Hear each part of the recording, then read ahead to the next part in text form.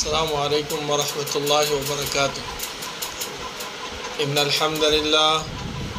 الحمد لله نحمده ونستعينه ونستغفره ونعوذ بالله من شرور أنفسنا ومن سيئات أعمالنا. من يهده الله فلا مضل له ومن يضلل فلا هادي له، وأشهد أن لا إله إلا الله وحده لا شريك له، وأشهد أن محمدا عبده ورسوله. يا أيها الذين آمنوا اتقوا الله حق تقاته ولا تموتن إلا وأنتم مسلمون. يا أيها الناس اتقوا ربكم الذي خلقكم من نفس واحدة وخلق منها زوجها وبث منهما رجالا كثيرا ونساء، واتقوا الله الذي تساءلون به والأرحام إن الله كان عليكم رقيبا. يا أيها الذين آمنوا اتقوا الله وقولوا قولا سديدا يصلح لكم أعمالكم ويغفر لكم ذنوبكم، ومن يطع الله ورسوله فقد فاز فوزا عظيما. أما بعد، فإن خير الحديث كتاب الله، وخير الهدي هدي محمد صلى الله عليه وسلم، وشر الأمور محدثاتها، وكل محدثة بدعة، وكل بدعة ضلالة، وكل ضلالة في النار. أعوذ بالله من الشيطان الرجيم. بسم الله الرحمن الرحيم. وإن تعدوا نعمة الله لا تحصوها.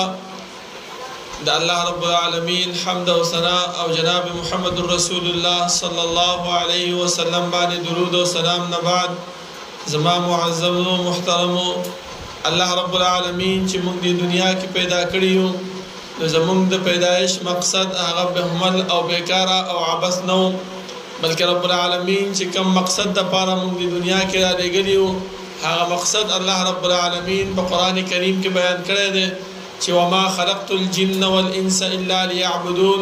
ما انسانان او پیریان نه پیدا کړی مگر خپل عبادت د پاره. چې کله الله رب العالمین د انسان تخلیق په دنیا کې کولو اراده وکړه، نو الله رب العالمین د هغه د اراده د پاره دا خبره وکړه چې ملائکه راغونډ کړل. ملائکه ته ویل چې انی جاعل فی الارض خلیفہ، زه په ځمکه کې خپل خلیفہ مقرروم. نو ملائکه ته ویل چې اتجعل فيها من يفسد فيها ويسفك الدماء، چې هغه خلق مقرره چې هغه چې دینو پزماګه کې فساد خوري او پزماګه کې وینه توي. نو ګور ملائکه ته هم دې خبره علم وو چې زمونږ نه علاوه موږ د الله رب العالمین بندگی کوو، موږ د الله رب العالمین اطاعت او فرمان برداری کوو.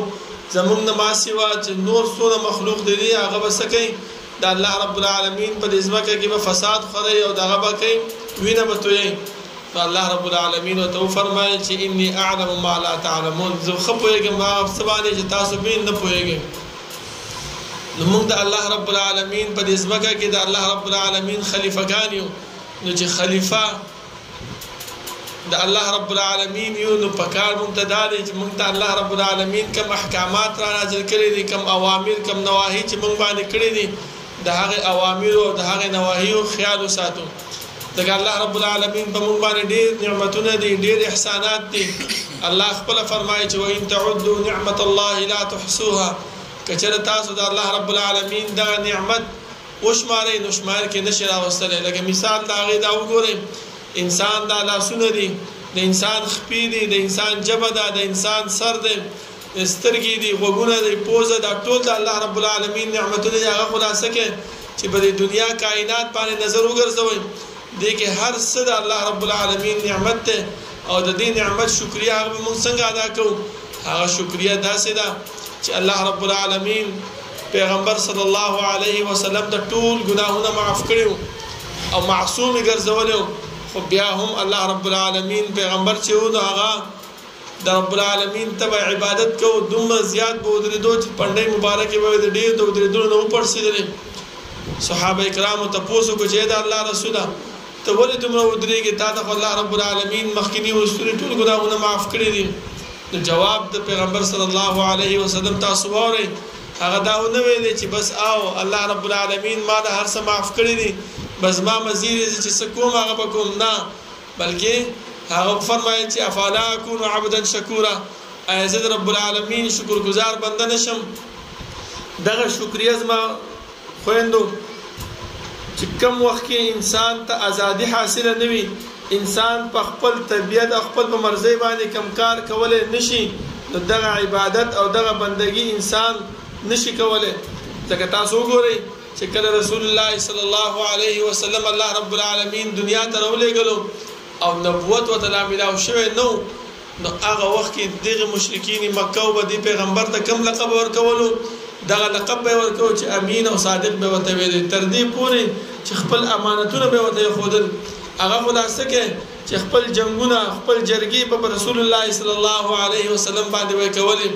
لکه د حجر اسود هغه واقعیت تاسو ته معلومه ده، تاسو درس وایي تدریس کوئ، علما راځي مدرسین راځي تاسو ته درس کوي، معلوم دي، خو بیا هم د نصیحت او د یاداشت لپاره به بیان کوم درته چې کله د حجر کعبه جوړېدله او دومره جوړه شوه چې د حجر اسود د یخودو مقراله، نو هر یو قبیلې دا ویلې چې دا شرف چا ته حاصل شي؟ ما ته حاصل شي، بل وی چې ما ته حاصل شي، بل وی چې ما ته حاصل شي. یو پکې دا ویلې چې ګورئ د شکار به وکړو، جنگ مه کوئ، د سحر په وخت باندې به دلته به انتظار وکړو چې په دې پلاني ګیټ باندې چې کم یو کس راننوتو هغه به زموږ دا فیصله وکړي. الله رب العالمین رسول الله صلی الله علیه وسلم سحر وختي په هغه ګیټ باندې راننویستو. دا ټول مشرکین خوشاله شو چې دا فیصله کوونکی سره راننوتو او ډېر خوشاله شو. چې کله رسول الله صلی الله علیه وسلم راغی یو صادر راوړی او حجر اسود په کې غوستو، ټول قبایل والا ته وایي چې اوس لاس واچوئ او اوچت کړئ دا حجر اسود په دغه ځای باندې کېږدوئ. ټول خوشاله شو، هغه جنګ جګړې ختمې شوې. تر دې پورې زما محترمو چې د صادق او د امین لقب ورکړی شو. او چې کله رسول الله صلی الله علیه وسلم ته د الله رب العالمین د طرف نه نبوت میلاو شو او د الله رب العالمین د طرف نه ورته پیغام میلاو شو، دا خبره ورته ورکړی شوه چې دا زما دین، زما توحید، زما وحدانیت، زما عبادت کوم مقصد دپاره چې موږ د دنیا ته راغلي یو، هغه مقصد هغه به خپل ځان باندې فالو کوئ، په خپل ځان کې به راولئ. نو دغه مشرکین مکه چې ورته صادق ویله، امین ورته ویله، خپل فیصله کونې ګرځولو، همدغه محمد صلی الله علیه وسلم ته په کوم لقب باندې آواز وکړو؟ د مجنون، ساحر، کاهن، کذاب، په دې ټول القابات باندې هغه وستایل شو. هغه خلاصه کې زما محترمو چې کوم زنانو پر رسول الله صلی الله علیه وسلم باندې ایمان راوړو، ټولو کې اولنې ایمان هغه زمون مور بیبي خدیجه الکبرى رضی الله عنها. دا هغه واقعات تاسو واورئ، څومره بهترینه واقعه ده، څومره ښایسته زنانه وه، څومره د الله رب العالمین خوښ کړی شوې زنانه وه. نو چې هغه صفات چې کوم صفات په هغو کې موجود وو، هغه صفات که مونږ ځان کې راولو، نو د الله رب العالمین د دې آیات مصداق به وګرځېږو چې فإن آمنوا بمثل ما آمنتم به فقد اهتدوا.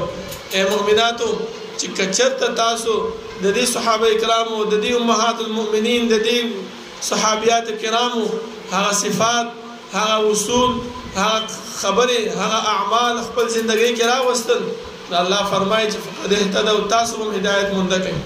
بس خپل ګریوان کې ځان سره سوچ وکړو چې مونږ هغه اعمال په خپل ځان کې راوستي دي او که نه دي راوستي. که نه دي راوستي خو کوشش خو پکار دی چې هغه صفات په خپل ځان کې راولو. ځکه رسول الله صلی الله علیه وسلم غار حرا کې ډېر ورځو پورې به موجود او عبادت به کولو. همدې خدیجه رضی الله عنها به هغه څه ورکولو؟ توښه به یې ورکړله او څو ورځو دپاره به هغه ته هغه خوراک به موجود و. هغه به چې وخوړلو ختم به شو، بیا به راغی. نو یو ورځ جبریل امین راغی او ته وحي ورکړله او زور یې ولا ورکړو، په خپل ځان ته یې رانږدې کړو. رسول الله صلی الله علیه وسلم چې کور ته راغی، سمدستي یې وویل چې زمیلوني زمیلوني، ما پټ کړئ ما پټ کړئ. چې کله د رسول الله صلی الله علیه وسلم نه یره ختمه شوه، همدغه بیبي را پاڅېږي او رسول الله صلی الله علیه وسلم خوا کې کښېني او هغه ته څه فرمایي؟ ورته وایي چې څه چل باندې شوی، ولې؟ هغه ورته وایي چې داسې مسله راسره شوې وه. تاسو وګورئ که دا زمونږ زنانه وي نو دا به یې ورته ویلی چې ځه خپل کار کوه، تا ته ګوره او ستا کارونو ته ګوره. تا باندې څوک راځي، تا باندې څه چل کېږي. خو لیکن دا هغه زنانه وي چې الله رب العالمین هغو ته په دنیا کې د جنت زیری ورکړی او هغه زیری خلاصه کې چې یو ځل جبرائیل امین علیه السلام راغی او رسول الله صلی الله علیه وسلم ته وفرمایل چې دا کومه زنانه چې را روانه ده الله رب العالمین په هغې باندې سلام ویلی دی. نو وګورئ دومره اعمال او دومره د خوشحالۍ په وجه باندې الله رب العالمین هغه ته سلام را لېږي په دنیا کې. نو ستاسو څه خیال دی که چېرته هغه اعمال او هغه طریقه هغه به مونږ په خپل زندګۍ کې راولو او هغه په خپل زندګۍ کې فالو کړو، نو زما محترمو الله رب العالمین به دغه شان جنت مونږ له هم راکوي. څه یې ورته وفرمایل دا یې ونه ویلی چې یاره ته خو کنځلمارې، ته خو چې کوم دی نو جنګ جګړې کې، ته خو نشه کې، ته خو دا کې. نه، بلکې ښه صفات د خپل خاوند بیانول پکار دی، هغه بد صفات وروسته کول پکار دی. ځکه هر انسان کې بد صفات وي، خو هغه بد صفات هغه د هغې بیان نه کړل بلکې ښه صفت بیان کړه. حدیث کې راځي، د بخاري حدیث دی، انک لتصل الرحم.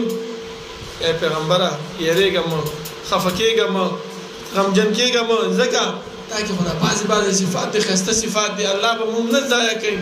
ولې ته چې کوم دی نو خپلولي پالي، ته چې کوم دی نو د مېلمنو مېلمستیا کې، ته چې کوم دی نو هغه کسانو ته کار ګورې چې کوم کار والا نه وي، ته چې کوم دی دا صفت کې دا کې، دغه صفات یې ورته بیان کړل.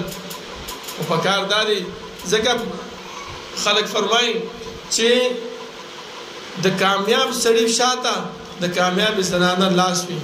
اوس موږ خپل ځان ته وګورو، که چېرته موږ کامیاب یو نو زموږ خاوندان، زموږ بچي دا به هم کامیاب وي، او که چېرته موږ کامیاب نه یو، موږ چې دی نو بېهوده یو، نو زموږ دا بچي او زموږ خاوندان هېڅکله کامیابېدی نه شي. زما محترمو پکار دا دی او چې دغه خبرې موږ خپل زندګۍ کې راولو. لکه تاسو وګورئ، موږ ته الله رب العالمین ازادي هم راکړې ده، موږ ته الله رب العالمین دا موقع هم راکړی چې موږ عبادت وکړو، موږ بندګي وکړو، موږ د الله رب العالمین د خوشحالولو کوشش وکړو، د الله رب العالمین د رضا کولو کوشش وکړو.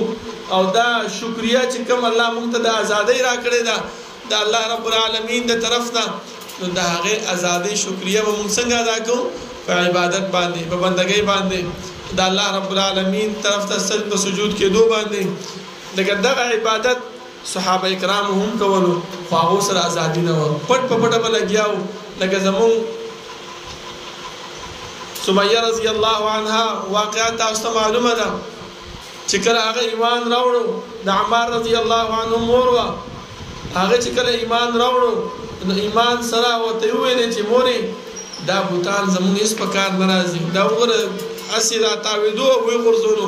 ویې وګوره مورې که چېرته دا زمونږ الهه وې مونږ ته یې نه فرسولی نو دا به خپل ځان به یې بچ کړی وی، ما نه به یې ځان ساتلی، دا خپل ځان نه شي ساتلی، نو مونږ ته به څه وکړي؟ هغه زنانه چې وي هوښیارې وي او هغو سوچ چې وکړو خبره باندې پوه شو، ایمان یې راوړو. نو چې کله ابوجهل خبرېږي د هغوی په ایمان راوړو باندې، نو هغې ته قسمه قسم تعذیب عذاب ورکوي، تر دې پورې دا یو خپل د یو وخت پورې وتړله، دا بل یې په بل پورې وتړله، په شرمګاه کې ورته دا نیزه وواله او شهیده یې کړله. رسول الله صلی الله علیه وسلم د دې مبارک فرمایي چې اصبروا یا آل یاسر فإن موعدکم الجنه. په دنیا کې دیو ته د جنت زیری ولې ورکولی کېږي؟ ځکه چې دغه تکالیف دغه مشکلات دیو برداشت کړي دي. اوس که چېرته مونږ دې مدرسه کې کم مشکلات وي، کم تکالیف وي، کم سختي وي، د ځای تنګستیا وي، د مدرس تنګستیا وي، د خوراک تنګستیا وي، یا نور څه داسې مسایل راته وي، نو په هغه مسایلو باندې صبر پکار دی. ځکه علم حاصلو، د الله رب العالمین دین زده کوو، د الله رب العالمین شریعت زده کوو، د الله رب العالمین چې کوم رالېږلی شوی دین محمدي دی هغه زده کوو. نو په دې کې به مونږ ته خامخا تکالیف میلاویږي، مونږ ته به مشقت میلاویږي، مونږ ته به تکلیف میلاویږي. په دغه مشقت او په دغه تکالیف باندې صبر پکار دی. د دې وجه تاسو وګورئ دغه زنانه چې وي دیو ته الله رب العالمین څه ورکړل؟ دومره لوی اوچت مقام یې ورکړو. بیا په حدیث کې هم دا خبره هم راځي چې ګوره دا طرف یادونه ساتئ، ځکه الله رب العالمین چې قرآن کې فرمایي چې نبئ عبادي انی انا الغفور الرحیم، چې هر انسان دغه سوچ کوي چې یاره الله رب العالمین بخون کې مهربان دی. زه خو څه ګناه به وکړم د الله رب العالمین نه به استغفار وغواړم، د الله رب العالمین نه به د توبې طلبګار وکړم، ټیک د الله به معافي وکړي. خو الله رب العالمین دا فرمایي چې وان عذابي هو العذاب الالم. په دې خبره باندې ځان پوهه کا چې زما عذاب، زما نیون کې زما گرفت هغه څه شی دی، هغه سخت گرفت دی. نو دا پیغمبر صلی الله علیه وسلم دې طرف ته موږ اشاره وکړه.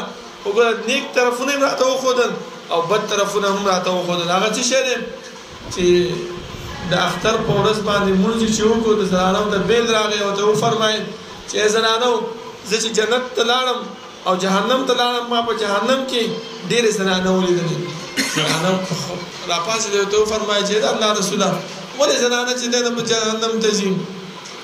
رسول الله صلی الله علیه وسلم ورته وفرمایل چې عبادت هم ډېر کوي، منځونه هم ډېر کوي، روجې هم ډېر نیسي، خو یو صفت پکې موجود دی. هغه صفت چې تکفرن العشیره، خپل د خاوندانو ناشکري کوي. دا خاوند به ورسره ټول عمر ټوله زندګي ښه کړی وي، ښه به رواني، خو یو ورځ به ورسره چېرته بد وشي. هغه هم د دې د وجې نه چې د خاوند سره به هغه کار هغه شی مهیا نه وي. دا زنانه ورته به څه فرمایي؟ دا ورته وایي چې زه چې دې کور ته راغلی ما کله خوشحالي نه ده کتلې. دغه د خاوند څه شی دی؟ سپکاوی دی. دغه د خاوند نافرمانی ده. ځکه بل ځای کې اثر دی چې کومه زنانه چې د خاوند په جسم باندې کومه دانه وي او په هغه دانه کې هغه ګندګي وي، وایي که هغه دانې هغه ګندګي په خپل ژبه باندې وڅټي هم د خاوند هغه حق نشي ادا کولی چې خاوند په ده باندې څونه حقوق دي. نو او بیا راپاسو موږ دې خاوند ته بد رد وایو، دې ته کنځل کوو، دې ته چې کوم دی سپکې سپورې وایو، دې ته چې کوم دی نو اوچته خبره کوو. نو دا خبرې زما محترمو الله رب العالمین په دې باندې ناراضه کېږي او رب العالمین په دې باندې خفه کېږي. اوس راځو دې خبرې ته چې الله رب العالمین موږ ته ازادي راکړې ده، موږ ته خوشحالي راکړې ده.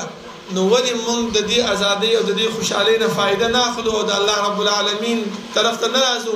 د الله رب العالمین دین نه زده کوو، د الله رب العالمین چې کوم موږ باندې اوامر دي، کوم نواهی دي، د هغې خیال نه ساتو.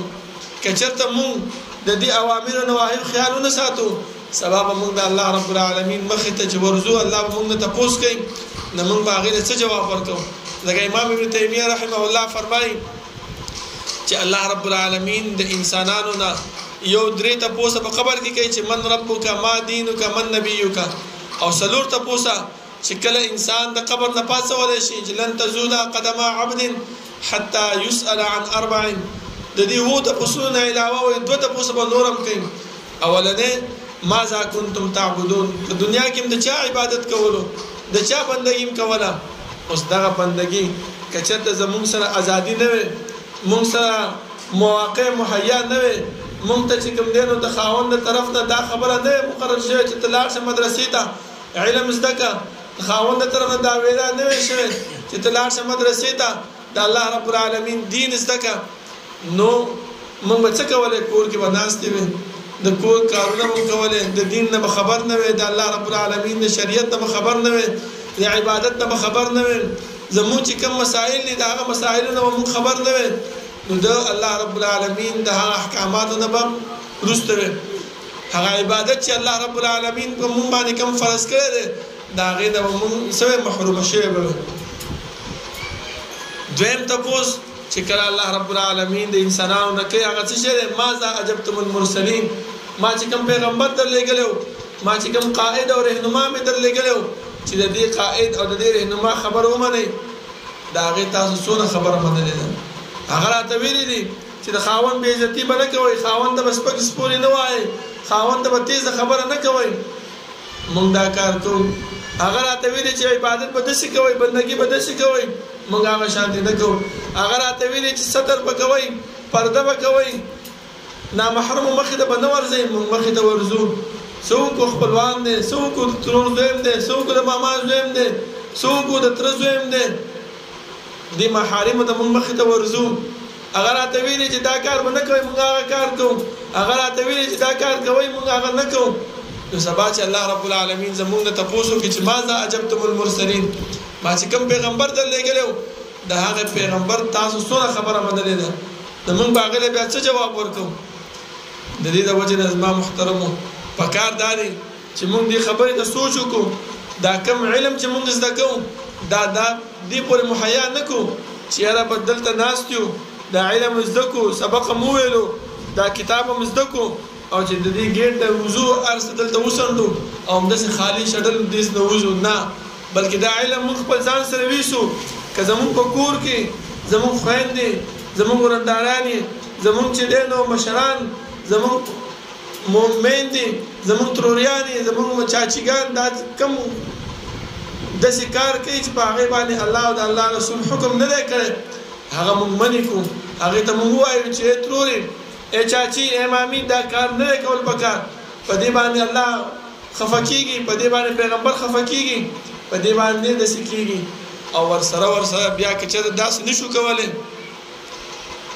د الله رب العالمین استغفار وغواړو چې الله تا ماله موقع راکړې وه خو دا موقع زما نه ضایع شوه ای الله تا ما ته په دې باندې حکم کړی ستا پیغمبر ما ته په دې باندې حکم کړی خو ما پې عمل ونه کړو زه د هغې پاسداري مې ونه کړه د هغې خیال مې ونه ساتلی شو الله ته ما ته په دې باندې عفو وکړه ته ما ته بخښنه وکړه ځکه د دې بخښنې ثمرات الله رب العالمین موږ ته په قرآن کریم کې بیان کړي دي سورة نوح کې نوح علیه السلام چې کله خپل قوم ته وفرمایل چې فقلت استغفروا ربکم انه کان غفارا بخښنه وغواړئ د الله رب العالمین نه الله ورته وفرمایل چې ښه صحیح ده بخښنه وغواړئ دې قوم بیا دا وویل چې بخښنې څه فایده ده موږ ته به پکې څه میلاویږي هغه وویلې یرسل السماء علیکم مدرارا الله رب العالمین په تاسو باندې د بره نه بارانونه راووري شبو بارانونه به راووري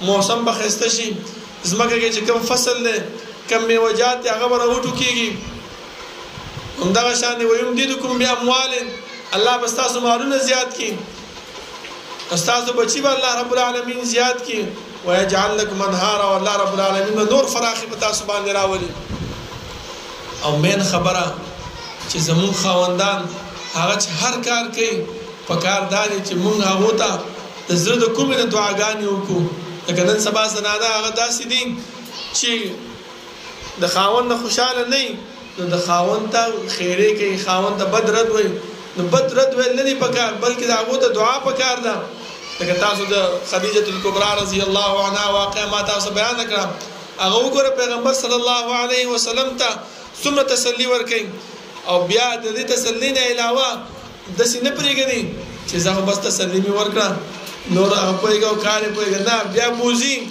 د خپل د تره زوی ورقه بن نوفل خواله چې هغه د انجیل او د تورات لیکونکی او عبراني ژبه باندې پوهېدونکی و ورته یې وفرمایل چې دا وګوره ستا دا وراره باندې څه چل شوی دی رسول الله صلی الله علیه وسلم چې هغه واقعه بیانه کړه هغه ورته دا هغه ناموس دی چې موسی علیه السلام ته راغلی و وګوره تر دې پورې د هغې سره ملاتړ کوي بیا ورته دعاګانې هم کوي او دا ورته وایي چې فلن یخزي الله رب العالمین موږ هېڅکله ضایع نه کړي تاکې دا صفات موجود دي دا تسلیانې ورکول دعاګانې ورته کول نو موږ ته هم پکار دي چې دغه صفات او دغه سیرت د صحابه کرامو موږ زده کړو او دا خپل زندګۍ کې راولو چې موږ کامیاب شو او الله رب العالمین موږ له د عمل کولو توفیق راکړي او الله رب العالمین دې هغه اعمال زموږ نه واخلي چې هغه زموږ د زندګۍ کې د کامیابۍ ذریعه وي او زموږ د جنت د تلو ذریعه وي آخره کې به زه دا یو خبره وکړم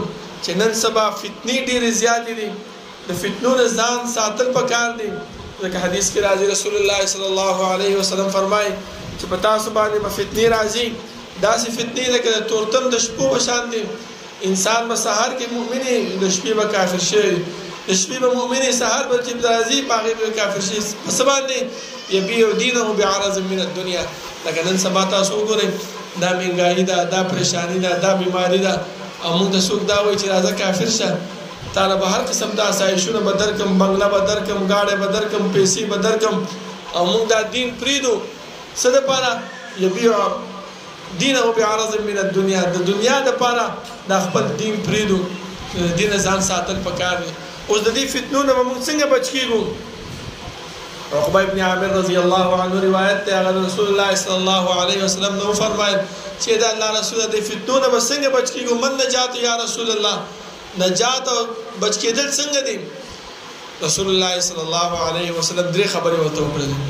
هغه درې خبرې چې دي، اولنې امسک علیک لسانک، بل روایت راځي امسک علیک لسانک، خپل جبه باندې کنټرول وساته، خپل جبه مضبوطه بنده وساته. څنګه جبه بنده ساتل؟ څنګه خبرې به ځای مکو، کنزل به مکو، بد رد به موایا، چاته به خیره مکو، اسی به هدا فزول خبرې به مکو. دې ته ویل کېږي کنټرول ساتل. زبر د خپل والد محترم یو واقعا بیان کوم. هغه چې کوم ځای کې درس ویلو په دې باړې کجوري طرف ته جمعات کې نو یو زنانه ولراله ورته ویلې چې مولا صاحب زما خاوند ماته چې ډېر غوسه کیږي او ډېر چغې او بد رد او کنځل او دا راته وایي. هغه ورته ویلې چې ښه وایي ما خو نور څه نه راته والد صاحب مې وایي، خو ما یو کاغذ راواغېستو داسې راتاو مې کړو د تعویض غوندې مې جوړ کړو. وایي ورته مې وویلې چې دا تعویض واله او چې کله ته خاوند غوسه کېږي د خپل د ژبې د غاښونو لاندې ږده او ښه کلک زور وله ورکوه. هغه وایي صحیح ده چې وړی دی او چې کله ورته خاوند غوسه شوی د دا تعویض هغسې د غاښونو لاندې ایښی چې زور یې ورکړی دی نو د خوله خو بنده شوه، د ده طرف نه ورته جواب نه ورکړو، خبرې به ورته نه کېدلې. نو خاوند چې ډېرې خبرې ورته کړې اخر چوپ شو. نو یو څو ورځې بعد بیا راغلی دا زنانه والد صاحب ماته وایي چې څنګه چلې زما تعویض څه کار وکړو که نه؟ وایي ملا صاحب ډېر ښایسته تعویض دې راکړی، ډېر کارامت تعویض دې راکړی دی. نو ګوره دې حدیث کې چې رسول الله صلی الله علیه وسلم فرمایي چې املک علیک لسانک، خپل جبه کنټرول کې وساته، بنده وساته. نو ګوره چې کله موږ خپل جبه بنده وساتو نو د هر قسم مصیبتونه، هر قسم پریشانیانې، هر قسم جنگ جګړې هغه به زمونږ نه کېږي، هغه به زمونږ نه بند وي. دویم ولیسعک بیتک، او کور ځان دپاره دغه وساته چې په هر وخت به کور کې ناست دی، هر وخت د کور پاسداري کې بهر نه وځي، بې ضرورته بې دغه نه کور نه بهر نه وځي. او دریم وبکي علی خطیئتک، او چې کوم ګناهونه نشي په هغه ګناهونو باندې وجاړه.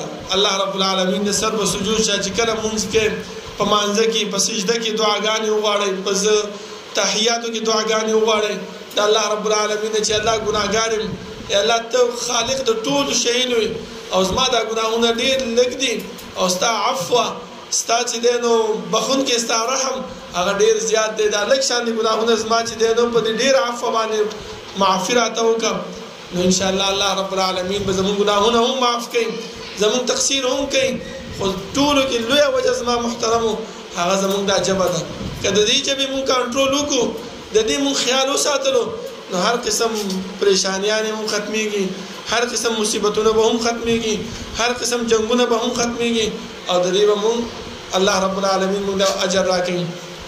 الله رب العالمین دعا ده چې الله رب العالمین د عمل کولو توفیق راکړي او الله رب العالمین هغه اعمال زموږ د والي چې هغه د جنت ته د تلو ذریعه وي او هغه اعمال د موږ ساتي چې هغه د جهنم ته د تلو ذریعه وي.